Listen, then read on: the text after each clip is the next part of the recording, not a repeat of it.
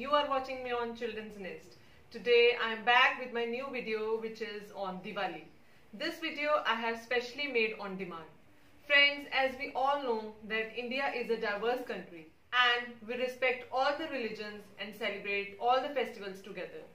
So it's our duty to teach the children about the importance and values of each religion and festivals.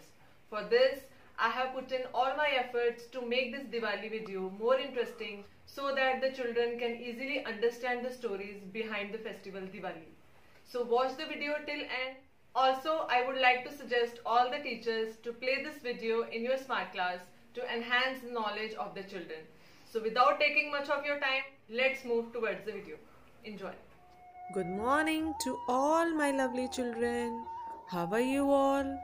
I hope you all are safe and fine. So children, today I am going to tell you two stories. So are you all ready to listen it? Okay, so let's start with our first story.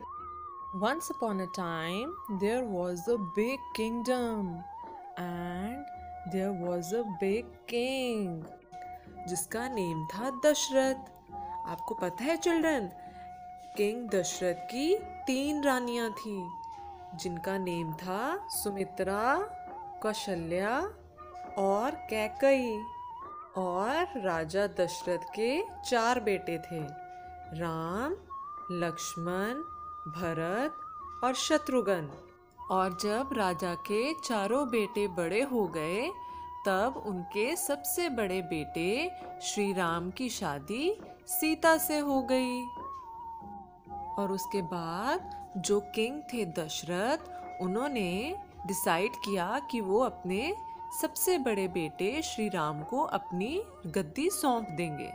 पर राजा की सबसे छोटी रानी कैकई को राजा का ये decision बिल्कुल अच्छा नहीं लगा. उन्होंने राजा से बोला कि आप श्री राम को अपनी गद्दी नहीं सौंपेंगे, आप हमारे बेटे भरत को अपनी गद्दी सौंपेंगे और आप राम को 14 साल के लिए वनवास पे भेज देंगे. और कहा कि आपने मुझे वचन दिया था कि मैं आपसे जो भी मांगूंगी आप मुझे देंगे, तो आज आपका वचन निभाने का समय आ गया है. तो राजा दशरथ ने अपना वचन निभाते हुए श्री राम को गद्दी नहीं दी और उनको 14 साल के लिए वनवास पे भेज दिया. तो अपने पिताजी के हुक्म के अनुसार श्री राम अपनी पत्नी सीता और अपने भाई लक्ष्मण के साथ वनवास पर चल दिए. और चिल्ड्रन, आपको पता है वो तीनों एक जंगल में एक साधारण सा जीवन व्यतीत करने लग गए. और एक दिन जब राम और लक्ष्मण अपनी कुटिया में नहीं थे तब वहाँ पता है कौन आया? एक भिक्षुक आया. उसने सीता से भिक्षा मांगी. और जब सीता मैया भिक्षुक को भिक्षा देने के लिए अपनी कुटिया से बाहर आई तो पता है क्या हुआ? वो भिक्षुक ने सीता मैया का अपहरण कर लिया और उनको अपने साथ ले गया. पता है वो कौन था? वो एक भिक्षुक नहीं था, वो था एक बहुत ही शक्तिशाली और विद्वान किंग जिसका नेम था रावण. और वो लक्ष्मण से बदला लेने के लिए आया था क्योंकि लक्ष्मण ने रावण की बहन शूर्पणखा की नाक काट दी थी. तो इसलिए रावण सीता मैया को उठा के लंका ले गया जहाँ का वो किंग था. फिर जब राम और लक्ष्मण वापस अपनी कुटिया में आए तो उन्होंने क्या देखा? अरे वहाँ तो सीता मैया नहीं है. तो उन्होंने पूरे वन में सीता मैया को ढूंढना शुरू कर दिया पर वो उनको नहीं मिली क्योंकि उनको कौन उठा के ले गया था? रावण. फिर एक दिन श्री राम जी की मुलाकात हनुमान जी से हुई और उन्होंने श्री राम को बताया कि रावण सीता मैया को उठाकर लंका ले गया है. फिर श्री राम जी ने हनुमान जी और उनकी वानर सेना की हेल्प से समंदर में एक रास्ता बनाया जिससे वो रावण की लंका तक पहुंच सकें.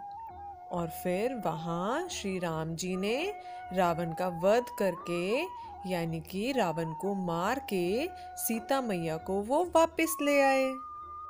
और फिर 14 साल वन में वनवास काटकर जब श्री राम सीता मैया और लक्ष्मण अयोध्या वापस लौटे तब सब लोगों ने उनका वेलकम किया और दिए जलाए। पूरे अयोध्या में उन्होंने दिए और कैंडल्स जला के पूरे अयोध्या में रोशनी और जगमगाहट कर दी। सो चिल्ड्रन, इसीलिए सब लोग इस दिन को दिवाली मनाकर सेलिब्रेट करते हैं। और चिल्ड्रन, दिवाली दशहरा के 14 दिन बाद मनाई जाती है। और पता है, इस दिन लक्ष्मी जी, गणेश जी और सरस्वती माता की पूजा करते हैं। और इस दिन हम अपने घर को रंगोली, दिए और कैंडल से डेकोरेट करते हैं और एक दूसरे को गिफ्ट्स भी देते हैं और पटाखे जलाते हैं। तो चिल्ड्रन, आई होप आपको समझ में आ गया कि हिंदू रिलीजन में दिवाली क्यों सेलिब्रेट करते हैं। तो चिल्ड्रन, आपको पता है कि दिवाली सिख रिलीजन में भी सेलिब्रेट की जाती है। तो आज मैम आपको उसकी भी स्टोरी सुनाएंगे। तो एक बार एक मुगल एम्परर था जहांगीर। वो बहुत ही बैड था क्योंकि वो हिंदू और सिख लोगों को बोलता था कि आप अपना रिलीजन छोड़ के इस्लाम रिलीजन अडॉप्ट कर लो। लेकिन सब रिलीजन तो इक्वल होते हैं ना, बट जहांगीर ऐसा नहीं मानता था। इसलिए वो सब पर अत्याचार करता था ताकि वो इस्लाम रिलीजन को कबूल कर लें। तो सिखों के 5th गुरु श्री गुरु अर्जन देव जी ने जहांगीर की इस बात का विरोध किया। तो जहांगीर ने गुरुजी पर बहुत अत्याचार किए और फिर लास्ट में उनको शहीद करवा दिया। उसके बाद गुरु अर्जन देव जी की गद्दी को उनके बेटे श्री गुरु हरगोबिंद जी को सौंप दिया और उसके बाद वो सिखों के 6th गुरु बन गए। तो जहांगीर सब लोगों पर वैसे ही अत्याचार करता रहा और जब श्री गुरु हरगोबिंद जी ने इस बात का विरोध किया तो जहांगीर ने उनको ग्वालियर की जेल में बंद कर दिया। जेल में गुरुजी ने देखा कि वहाँ जहांगीर ने 52 किंग्स को बंदी बना रखा है क्योंकि उन्होंने भी अपना धर्म बदलने से इनकार कर दिया था। कुछ समय बाद जहांगीर को बहुत बुरे बुरे सपने आने लग गए। सपने में उसे दिखता था जैसे शेर उसे खा जाएगा। तो उसने अपना इलाज करवाया और उसे एक पीर ने बताया कि उसने एक सच्चे गुरु को बंदी बना रखा है, इसलिए उसे ऐसे बुरे बुरे सपने आते हैं। तो उस पीर ने जहांगीर को गुरुजी को आजाद करने की सलाह दी। तो पीर की बात को मानते हुए जहांगीर ने गुरुजी को रिहा करने का फैसला कर लिया, लेकिन गुरुजी ने इनकार कर दिया। उन्होंने बोला कि वो अकेले आजाद नहीं होंगे, वो अपने साथ 52 किंग्स को लेकर ही बाहर जाएंगे। तो जहांगीर ने भी एक शर्त रख दी। उसने गुरुजी को बोला कि ठीक है, आपका दामन पकड़कर जितने भी राजा बाहर निकलेंगे मैं उन सबको आजाद कर दूंगा। तो फिर चिल्ड्रन, पता है गुरुजी ने क्या किया?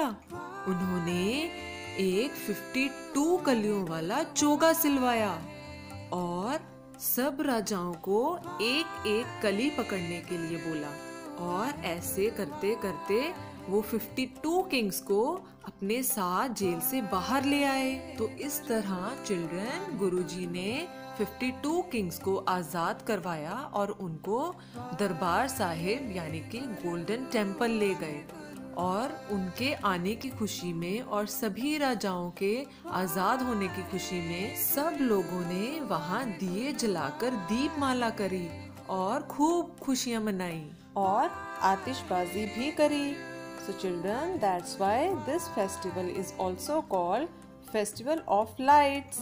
इसीलिए इस फेस्टिवल को दिवाली कहा जाता है। और क्योंकि इस दिन श्री गुरु हरगोबिंद जी ने 52 किंग्स को ग्वालियर जेल से आज़ाद कराया था, तो सिख रिलीजन में इस फेस्टिवल को बंदी छोड़ दिवस कहा जाता है। सो चिल्ड्रन, आई होप आपको समझ में आ गया कि दिवाली फेस्टिवल की हिंदू एंड सिख रिलीजन में क्या इम्पोर्टेंस है। तो चिल्ड्रन, आपने ये दोनों स्टोरीज को याद रखना है। Okay children, that's all for today. Thank you and have a nice day. So friends, I hope you enjoyed the video. Children got to know the importance of this festival Diwali in both the religions. So friends, if you like my video, please share it and give your suggestions in the comment box. And yes, if you want me to make any video on any particular topic, you can suggest me in the comment box.